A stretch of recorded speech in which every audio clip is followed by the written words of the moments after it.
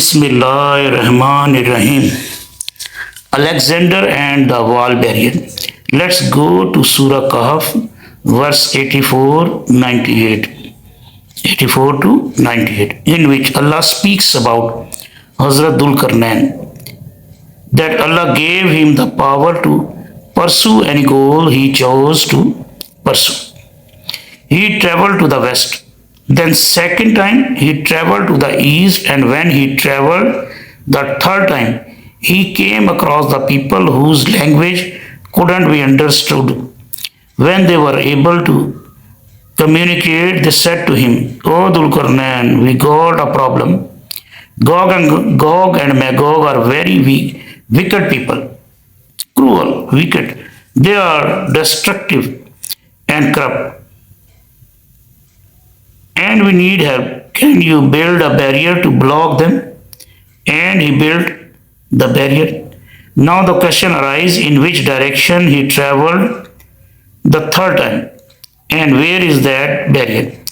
It is mentioned in Hadith that the first of Yajuj was Majooj. Yajuj or Majooj. Gog and Magog will pass through the Sea of Galilee on the way to Jerusalem, and they will start to drink the water, and by the time the last of them passes, he will say, "There used to be water there." Sahih Muslim, Book 4,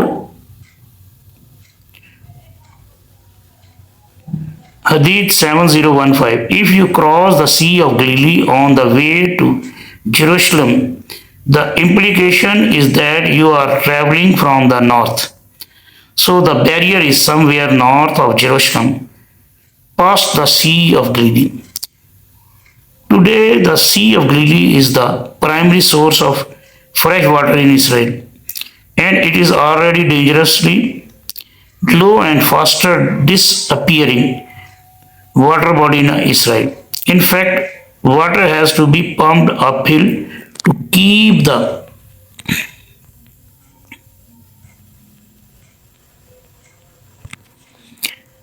Jordan River flowing. We have more to look up. Let's go back to first journey of Dulkarnain towards west. He traveled until he reached a place where he saw as if sun was setting in the dark and murky water.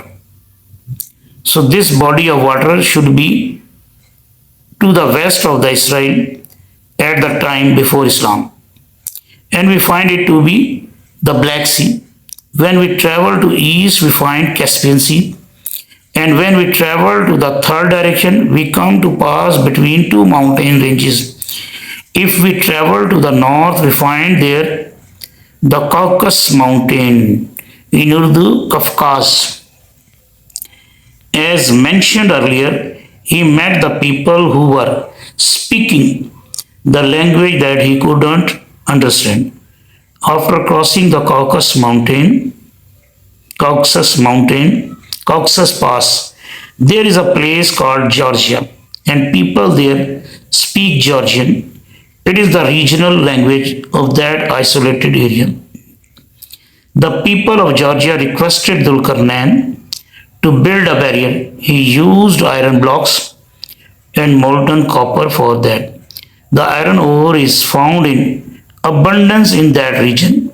Up till now, all the evidences are mounting that we are on the right path to find the location of the barrier.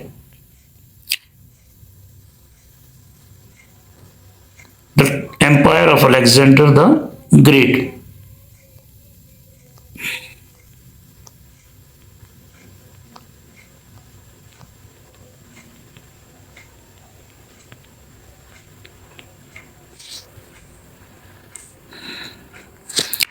Here is Black Sea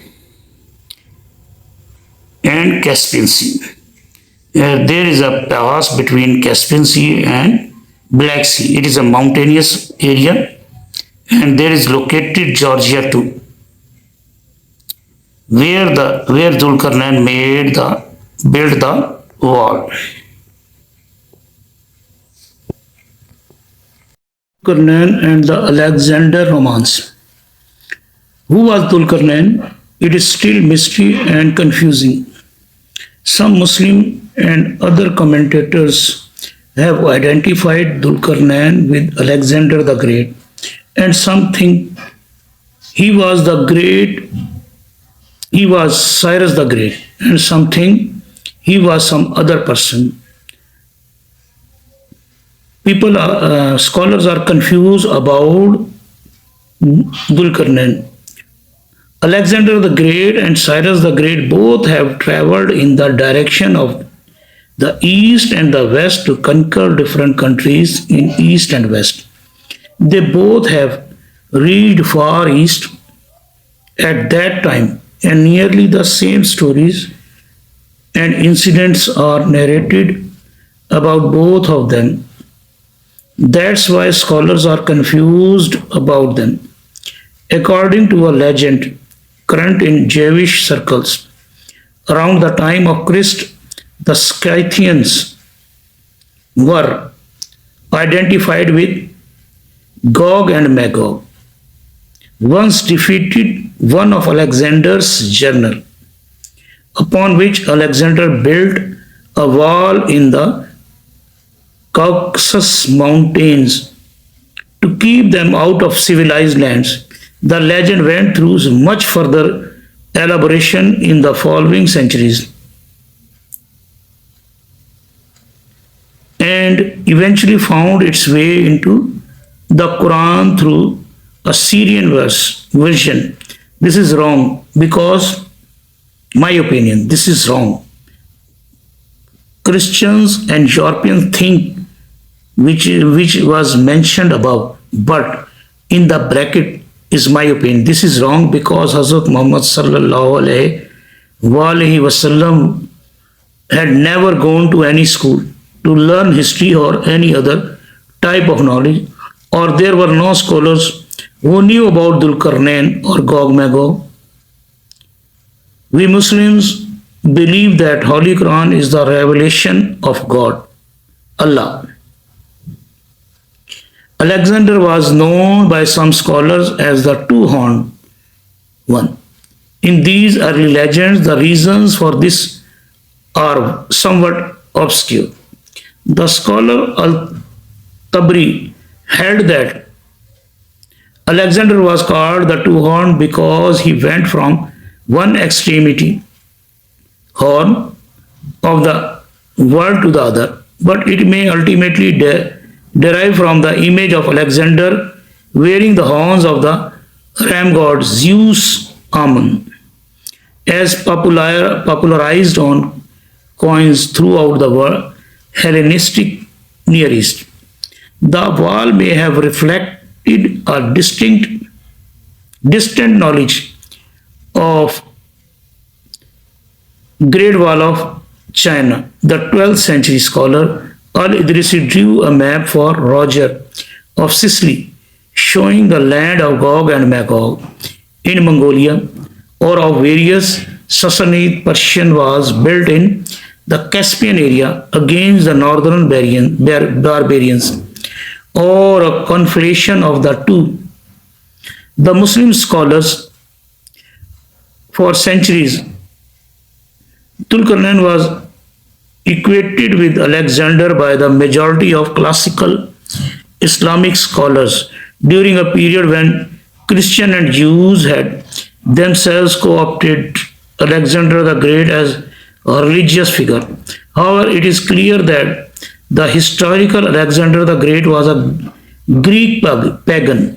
For example, Alexander's mother Olympias is said to have been a devout member of the orgiastic snake worshipping cult of Dionysus, and may have slept with snakes. Such historical facts about Alexander the Great became well known only after the Renaissance period, 1300 to 1600 AD, when the Anabasis Alexandri of Arabian was rediscovered in light of the modern view of Alexander the Great. His identity as Zulkarnain has become a matter of great controversy for Muslims. In reaction, alternative theories about the identity of Dhul-Qarnain have been advanced by some Muslim scholars. For example, it has been suggested that Dhul-Qarnain could be Cyrus the Great. The Muslim sentiment against Alexander is reflected in Islamic textbooks. For example, some Muslim scholars say it was Alexander the Great who lived from 356 BCE to 323 BCE, but that is highly unlikely given that Alexander was an idol worshipper, often with reference to his polytheistic religious beliefs and more recently his personal relationship. These are theoretical type pictures or